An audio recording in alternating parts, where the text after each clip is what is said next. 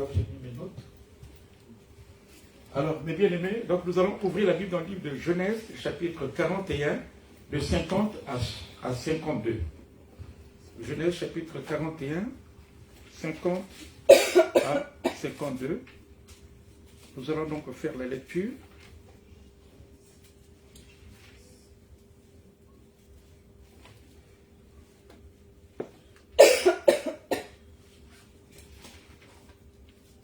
Genèse, voilà, 41, 50 à 52.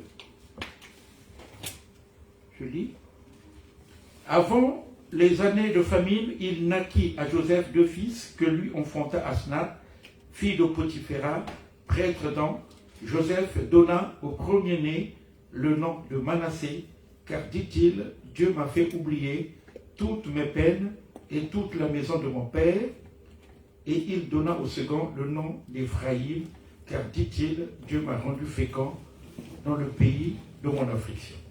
Amen. Amen. Voilà le texte sur lequel nous allons nous fonder aujourd'hui. Alléluia. Amen. Alors, mes bien-aimés, le Seigneur m'a beaucoup parlé sur ce passage par rapport aussi à mon histoire. Ce n'est peut-être pas le temps de faire le témoignage et nous allons comprendre pourquoi. Je vais intituler ce message « Le chemin de Manassé et d'Éphraïm ». Le chemin de Manassé et d'Éphraïm. Alors vous savez, certains auraient pu dire le chemin d'Éphraïm et de Manassé parce que vous connaissez l'histoire. Éphraïm et Manassé étaient les enfants de Joseph. Donc le premier qui était né, c'était Manassé, et le second, c'était Éphraïm. Mais lorsque Jacob est venu en Égypte et qu'il a vu ses enfants, il a d'abord posé la question, qui sont ceux-ci? Parce qu'il ne les a pas connus quand il était chez lui là-bas, à Canaan. Donc il les découvre certainement habillés comme les Égyptiens, parce que leur mère était égyptienne. Il pose la question, qui sont ceux-ci? Et il va donc les présenter, donc Manassé et Éphraïm. Mais quand Jacob va les bénir, il va poser la main droite sur Éphraïm le second, et la main gauche sur Manassé le premier. Mais pourquoi? Parce qu'il avait reçu la révélation que Éphraïm devait être plus grand que Manassé. Alléluia. Et c'est la fameuse histoire où Jacob, on met du côté de la main droite Manassé, du côté de la main gauche on met Éphraïm, mais quand il est béni, il croise les bras. Donc la main droite est posée sur le plus jeune, Éphraïm, et la main gauche est posée sur le plus grand, Manassé. Et cette main croisée, c'était en réalité le symbole de la croix de Jésus-Christ. Voilà pourquoi j'ai parlé tout à l'heure le chemin de Manassé et d'Éphraïm. Amen. Donc Manassé et Éphraïm sont donc les deux fils de Jacob. Ils n'étaient pas les seuls, mais je crois que c'était les deux premiers. C'était des jumeaux. Et lorsque ces enfants naissent, leur père va donc leur donner un nom. Vous savez que les noms à l'époque étaient donnés pour plusieurs raisons. Et dans notre cas ici, donc ces noms sont donnés par rapport à l'histoire de Joseph. Donc par rapport à son histoire, vous savez que lorsque on a vécu des événements qui nous ont marqués, ces événements-là on peut les traîner. Et on peut être amené, n'est-ce pas, à donner des noms à nos enfants par rapport aux événements qu'on a vécus. Et donc, il va donner donc le nom de Manassé et d'Éphraïm. Alors, Manassé signifie simplement oublier. Le nom Manassé vient d'un verbe, un verbe hébreu qu'on appelle Nasha, qui signifie oublier. Donc, lorsque Dieu avait rencontré un homme qu'on appelle Manassé, un homme qu'on appelle Gédéon, pour le placer comme le leader qui devait, par lequel Dieu devait délivrer les enfants d'Israël de l'Égypte. Vous connaissez la réponse qu'il avait donnée. Il a dit que je suis issu de la tribu de Manassé, c'est-à-dire la tribu oubliée, la tribu mineure. Mais ce n'est pas ça qui nous intéresse. Nous, ce qui nous intéresse, c'est ce que signifie son nom. Amen.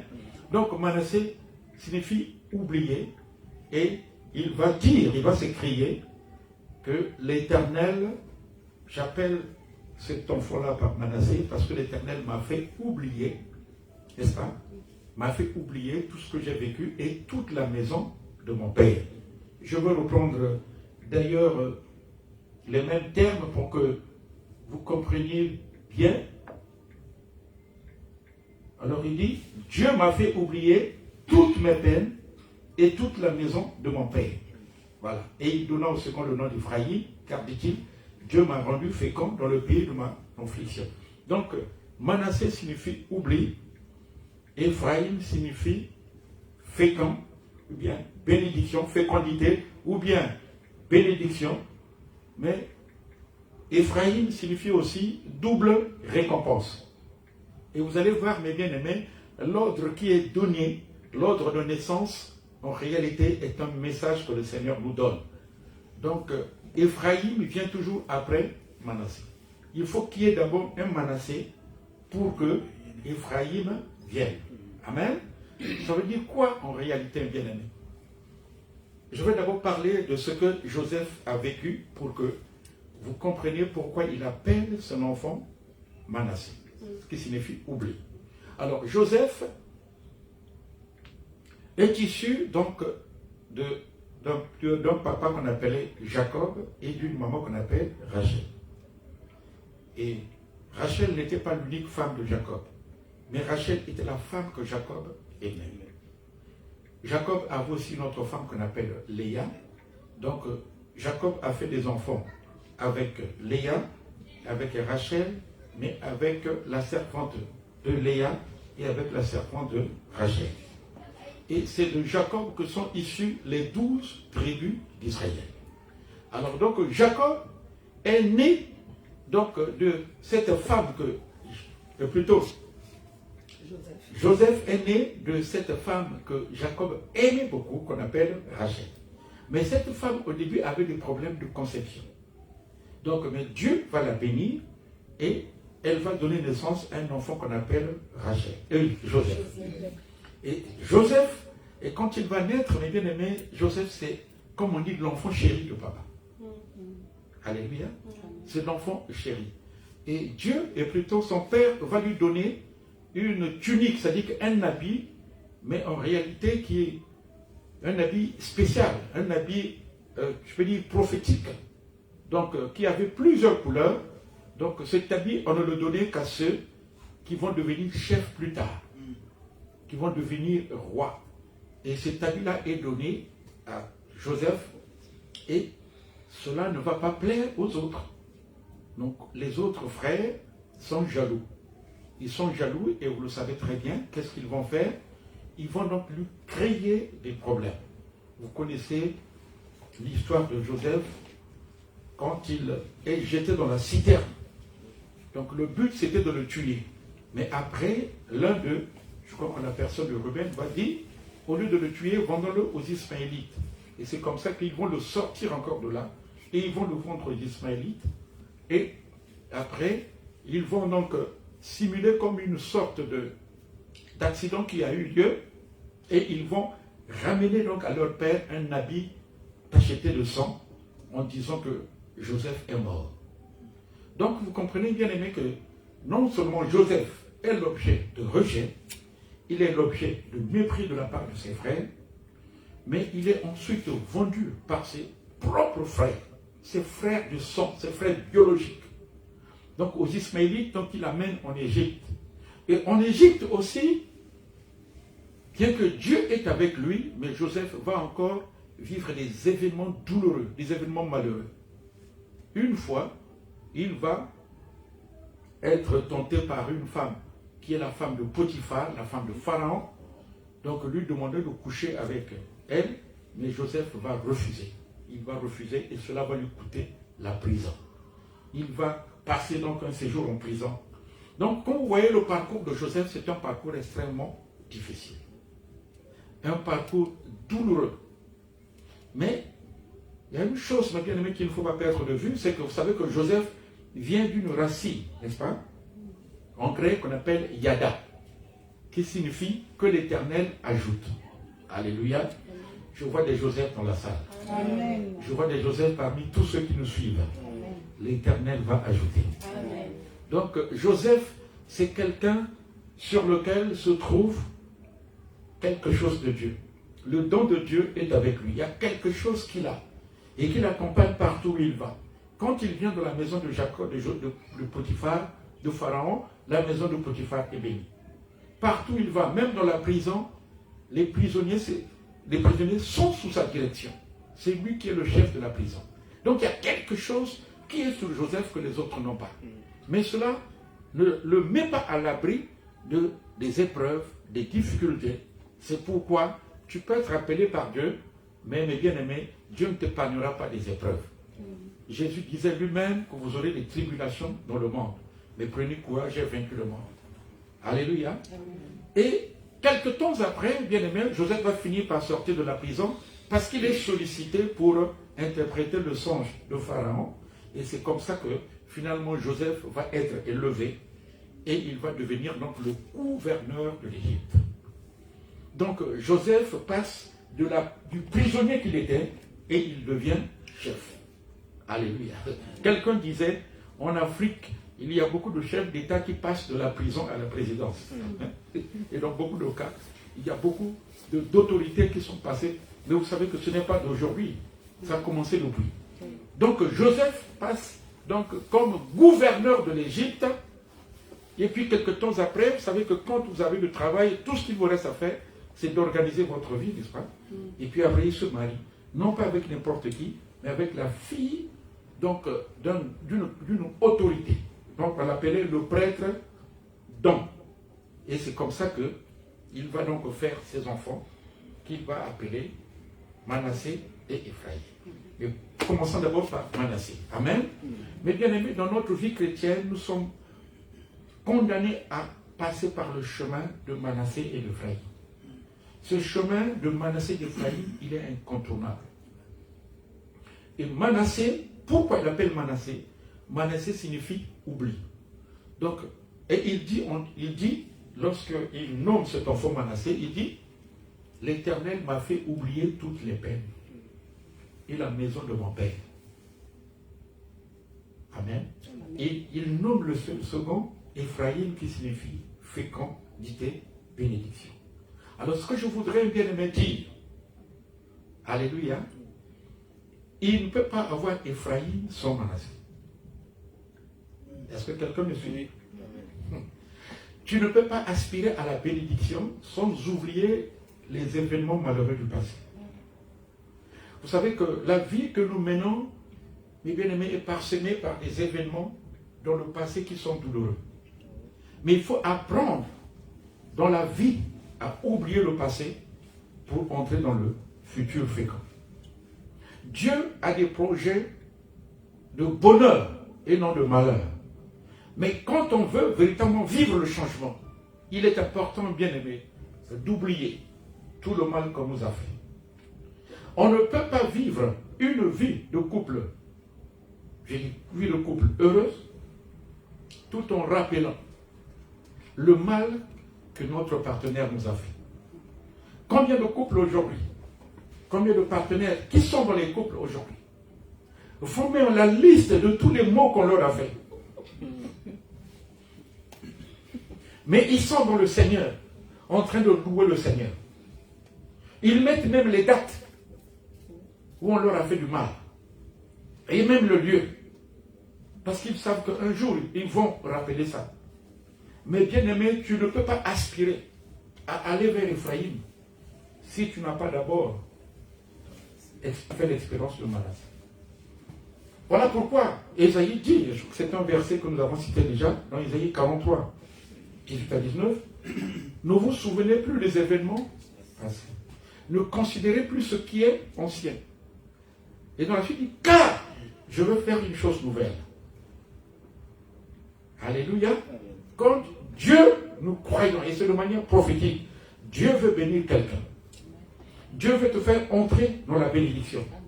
Mais il est important d'oublier les événements malheureux que tu as vécus. Ces événements malheureux peuvent prendre plusieurs formes. Les torts qu'on t'a fait, les injures dont tu as été l'objet, les maltraitances dont tu as été l'objet, les paroles méchantes que tu as entendues, la trahison dont tu as été l'objet, le mépris dont tu étais l'objet, la haine dont tu étais l'objet. Alléluia. Alléluia. Amen. Et la Bible, mes bien-aimés, nous apprend ici que cet homme a compris que si je veux aller loin, il faut nécessairement que j'oublie. Et vous le savez, bien-aimés, regardez le futur de Joseph. Joseph, dans l'avenir, sera un homme béni. Et ce n'est qu'après cela, effectivement, que Dieu va opérer un miracle.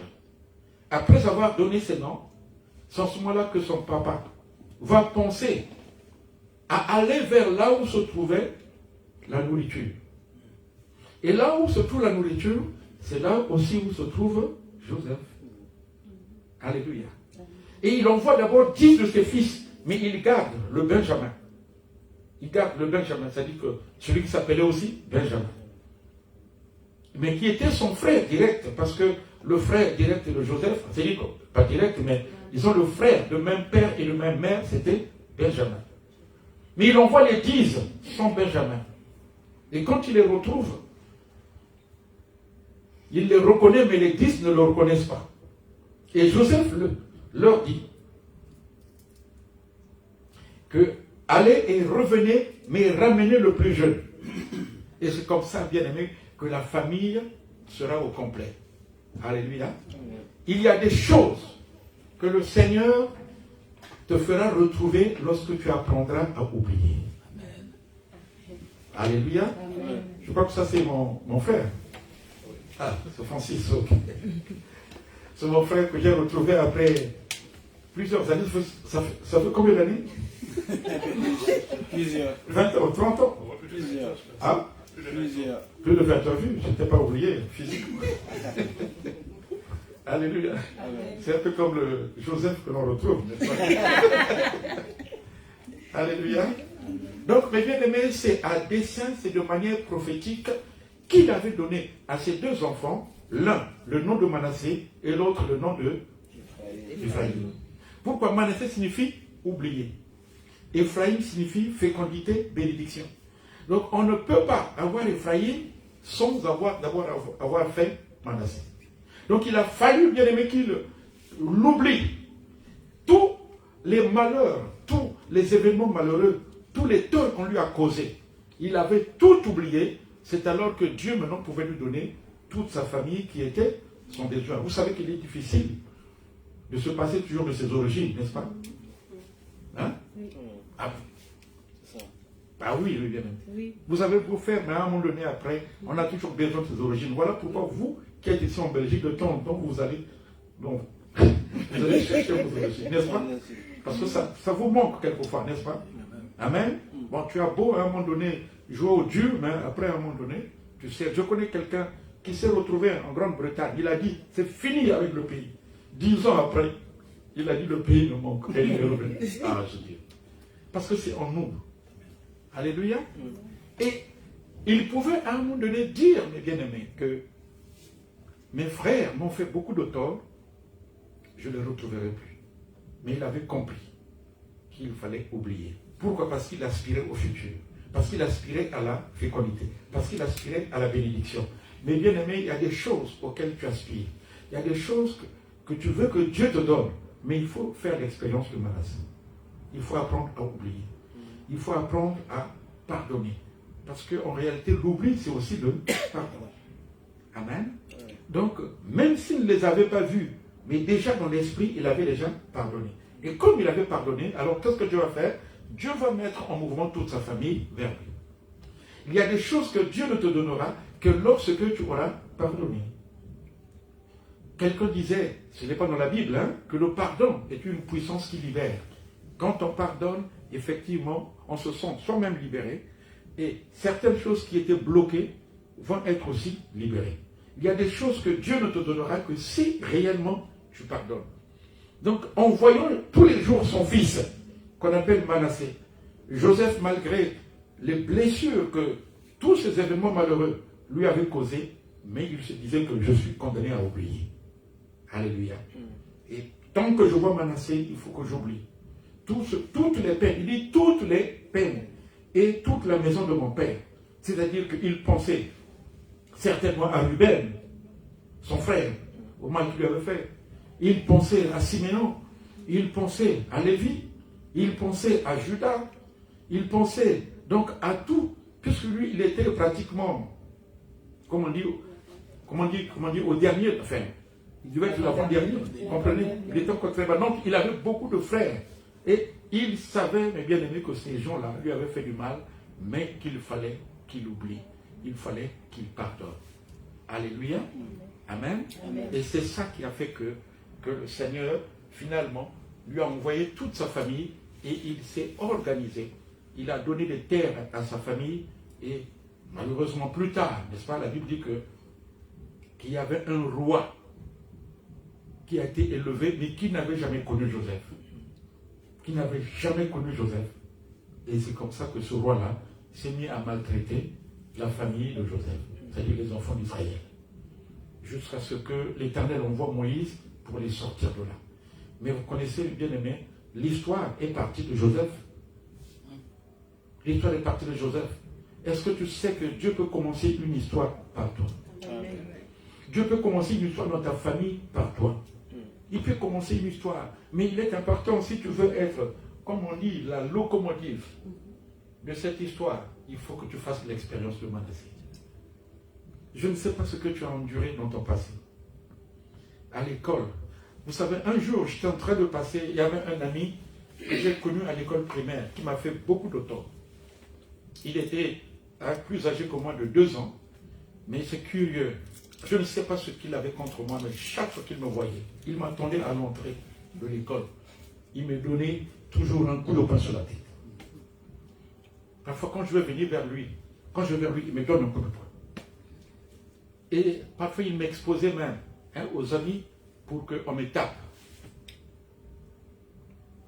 Donc, je suis sorti de cette école. Quand je suis sorti de l'école primaire, je suis allé donc au collège. L'idée de cet homme-là était toujours dans ma tête. Et un jour, je vais quelque part, donc à la direction des examens au concours, je le vois là-bas. Moi, je venais chercher le bac, n'est-ce pas? Lui était venu chercher le BPC. À l'époque, on appelait ça BMG. Quand je le vois, il a voulu se cacher. Vous comprenez? Parce que c'était quand même quelqu'un qui était avec moi à l'école primaire. Et il faisait que répéter presque à chaque classe. Quand je l'ai vu, mes bien-aimés, j'ai pensé à tout le mal qu'il m'avait fait. Lui me regardait aussi de loin. Et nous deux, on était comme en train de s'épier, n'est-ce pas? Mais après, j'ai fait l'effort. Je suis allé vers lui. J'ai dit, Laurent, tu sais que je t'aime bien. Il a dit, oui, effectivement, quand je t'ai vu, j'ai pensé à tout ce que je te faisais là. Et comme à l'époque, moi, après j'avais grandi, j'avais la réputation aussi de quelqu'un qui était fort. Donc je pouvais, en ce moment-là, maintenant le taper. Et il a pris comme un peur. Et on s'est embrassé. J'ai dit, mais non, j'ai pardonné. C'est terminé. Alléluia. Dans le passé, il y a des choses que vous avez certainement connues. Il y a des torts qu'on vous a fait. Il y a des gens sur lesquels vous comptiez, mais qui vous ont trahi. Et tout ce que vous avez vécu là, ça a laissé des traces. Et vous savez que qui aujourd'hui n'aspire pas à être béni, qui n'aspire pas à aller à faire l'expérience d'Éphraïm, tout le monde veut être béni, mais il faut nécessairement commencer par Manassé. Alléluia. Amen. Il faut commencer par Manassé. La dernière fois, j'étais en train de prêcher, c'était en Suisse, où je disais que le paralytique était porté par 4 hommes. Il est allé voir Jésus. Et il a tout fait pour aller arriver jusque là où se trouvait Jésus parce qu'il aspirait à la guérison. Il aspirait à faire l'expérience d'Éphraïm. Mais quand il rencontre Jésus, Jésus-Christ ne lui dit pas que tu es guéri. Mais il commence par dire d'abord tes péchés sont pardonnés. Pourquoi? Parce que le pardon va venir avant la bénédiction. Et c'est comme ça que Dieu fonctionne. Et il est dit, mes bien-aimés, que quand toi tu ne pardonnes pas, Dieu aussi ne te pardonnera pas aussi. Alléluia. C'est pourquoi Joseph, après avoir fait cette expérience, mes bien-aimés, il va alors être béni. C'était un grand chef. Rien ne pouvait se faire sans lui. Tout devait passer par lui. Quand tu veux recevoir quelque chose, tu cherches un marché, c'est lui qui doit signer. Il faut sa signature. Alléluia. Tu veux faire des affaires en Égypte, il faut la signature de Joseph. Tu veux entrer en Égypte, il faut la signature de Joseph. Tu veux avoir part donc, au blé que l'on distribuait, il faut la signature de Joseph. Donc l'élévation aussi, mes bien-aimés, dépend de ce que nous faisons l'expérience de Manassé. Alléluia. Et deuxièmement, donc, c'est Ephraïm. Mais vous avez compris bien que Ephraïm, en réalité, c'est la conséquence de Manassé. Voilà pourquoi on appelait à l'époque Bethléem Ephrata. En fait, c'était la même racine. Ephraïm ou Ephrata, c'est la même racine. Donc, Ephraïm signifie tout ce qui est en rapport avec la fécondité, avec la bénédiction, avec la richesse. Alléluia. Amen. Avec la richesse.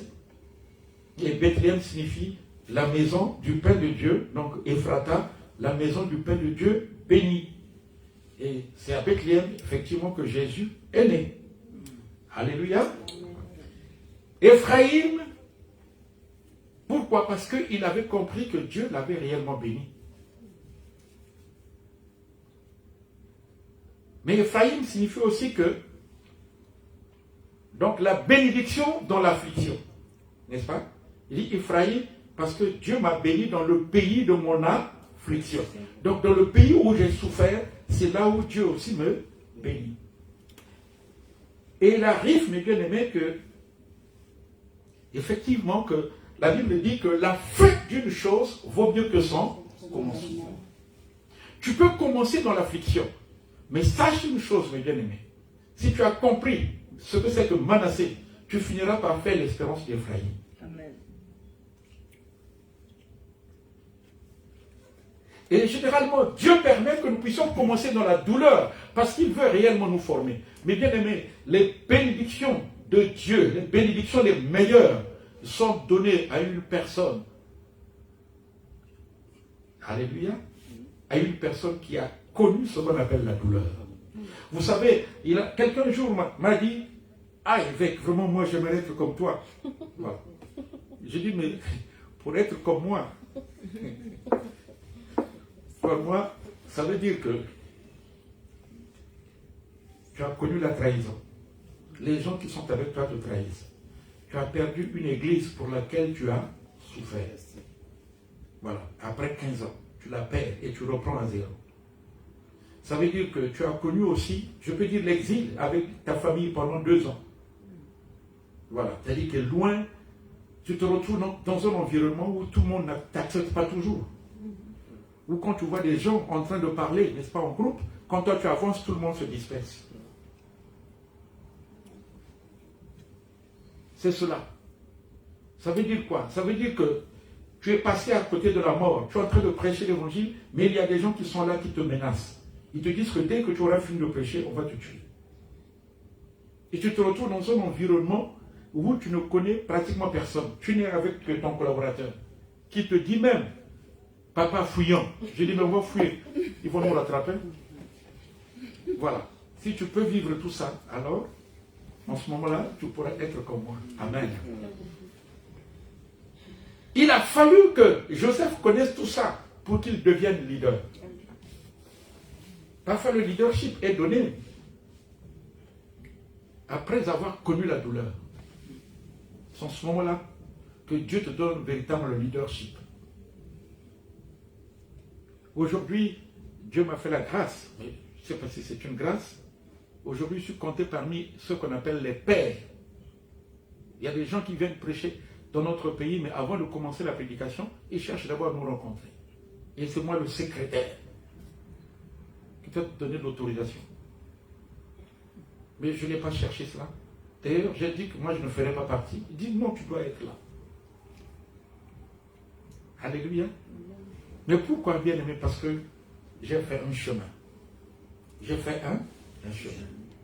Celui qui m'a trahi est devenu mon ami. Celui qui m'a trahi, je le soutiens aussi. Celui qui m'a trahi, je lui demande d'être aussi mon compagnon. Et c'est ça alors qui peut me propulser vers Ephraïm. Alléluia. Amen. Je crois, mes bien-aimés, que Dieu, quand je parle réellement de changement, Dieu veut nous faire passer d'une situation à une autre. Dieu veut nous faire passer d'une étape à une autre. Et vous savez qu'aujourd'hui, en Israël, le jour, il y a un événement qu'on appelle le Kippour. Vous avez bien entendu parler? Oui. On prononce cette bénédiction. C'est dans Genèse 48, au verset 20. On dit que l'Éternel te traite comme Manassé et Ephraïm. Donc on demande que chaque enfant d'Israël, bon, je ne sais pas s'ils appliquent ça réellement, parce que je crois qu'ils sont encore sous la loi, n'est-ce pas? Eux pour eux, donc pour donc. Mais en tout cas, ils prononcent cette bénédiction-là. Dans Genèse 48, verset 20, ils prononcent les paroles que Joseph avait libérées. Il dit que l'Éternel te traite comme Ephraïm et Manassé. Donc, en d'autres termes, il faut que en toi, il y ait Manassé, il y ait aussi Ephraïm. Amen. Amen. Non, écoutez, bien aimé, la semence d'Ephraïm est sur vous. Amen. Il y a un changement que le Seigneur veut produire dans votre vie. Le Seigneur veut vous donner une récompense par rapport à tout ce que vous avez enduré, à tout ce que vous avez vécu. Alléluia. Amen. Si nous sommes prêts à oublier. Alléluia. Amen.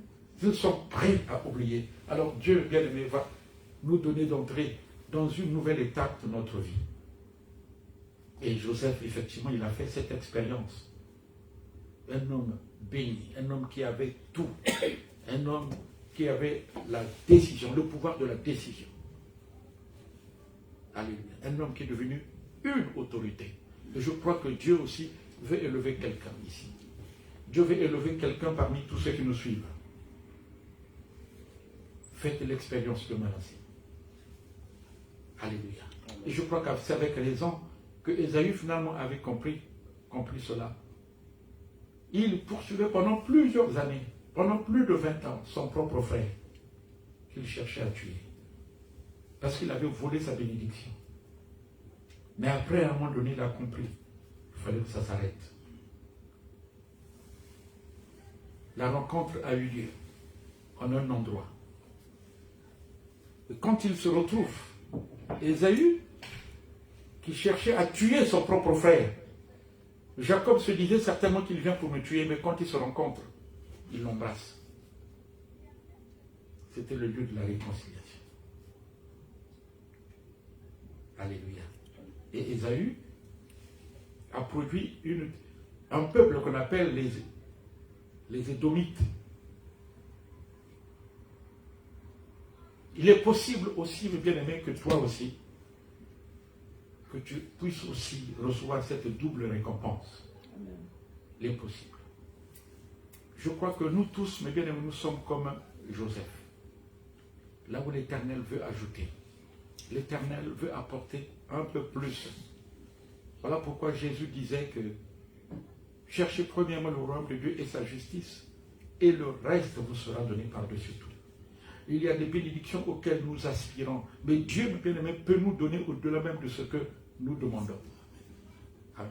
À condition que nous puissions privilégier d'abord la recherche du royaume des cieux. Les intérêts de Dieu d'abord. Et si les intérêts de Dieu sont privilégiés, alors Dieu va nous donner tout le reste dont nous avons besoin. Combien de personnes aujourd'hui, ils disent je veux me marier. Alléluia. Mais apprends à oublier, apprends à pardonner. Et le mariage te sera donné. Tu veux même du travail. Mais oui, mais le travail va te mettre en contact avec les hommes. Il faut que tu saches vivre avec eux. Mais Dieu veut d'abord voir Manassé en toi. Alléluia. Si Manassé est en toi, alors il va libérer. Il va donner donc cette double récompense. Joseph était un homme béni. Un homme béni. Il était seulement en exil, mais Dieu a ajouté davantage. Il était là-bas simplement comme un esclave. Mais Dieu non seulement l'a libéré de l'esclavage, mais Dieu l'a béni et a fait de lui un chef, une autorité. Amen. Je crois que Dieu veut faire plus. Amen. Dans ta vie, dans ta maison, dans ton foyer, dans tes activités. Ce que tu es là, ce n'est rien devant ce que le Seigneur veut te donner. Amen. Il y a des choses que le Seigneur veut te donner. Des choses que Dieu veut te donner au-delà même de ce que tu pensais ou imaginer. Pierre avait pêché toute la nuit sans rien prendre. Mais lorsque Jésus lui dit, jette le filet. Quand il a jeté, il était lui-même étonné de voir que le filet était plein de poissons. Plein de poissons. Au point même que lui-même, il était surpris. Dieu veut nous donner au-delà de ce que même nous voulons. Voilà pourquoi la Bible déclare, le diable, n'est-ce pas, le voleur ne vient que pour dérober, égorger, détruire. Mais moi, Jésus, je suis venu afin que mes brebis aient la vie en abondance. Alléluia. Et la vie en abondance. C'est ça, Joseph, que l'Éternel ajoute. Que l'Éternel ajoute. Que l'Éternel ajoute. Alléluia. Amen. Amen. Et c'est comme ça que Dieu fonctionne, mes bien-aimés.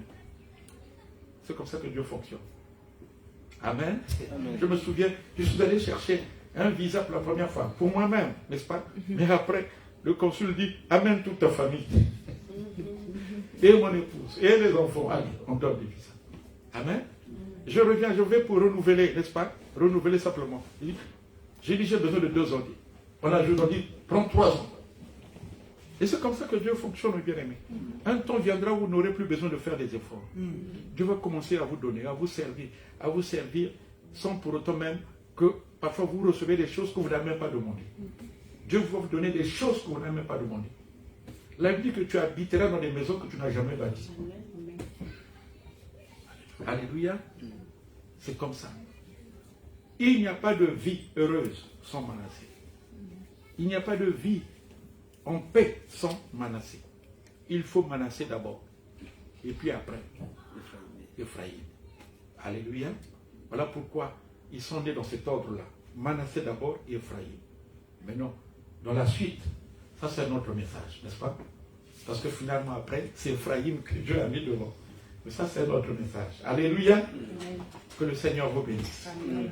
Alors je voulais bien aimer, je priais pour certaines personnes qui veulent marquer une rupture avec le passé et entrer dans une nouvelle phase de leur vie. Si vous êtes là, levez la main. Amen. Je le dis de manière prophétique.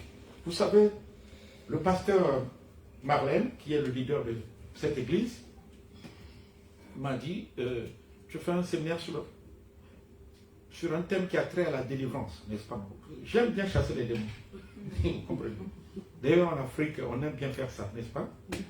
Mais c'est curieux, l'esprit m'a conduit autrement. Mais en réalité, dans le silence aussi, les démons se sont chassés. Et par la parole prophétique aussi, la délivrance aussi est faite. Quand Jésus dit à la femme qui était infirme, n'est-ce pas, pendant 18 ans, qui était à l'origine de son mal? C'était Satan. Mais Jésus n'a jamais même pas prononcé Satan. Il n'a pas dit Satan sort. Non. Il a dit simplement femme, tu es délivrée de ton infirmité. Et c'est fini. Et Satan lui-même sait que, on a parlé, il faut que je parte. Lorsque la parole a beaucoup d'autorité, mes bien-aimés, le démon lui-même, il comprend que moi aussi, il faut que je parte.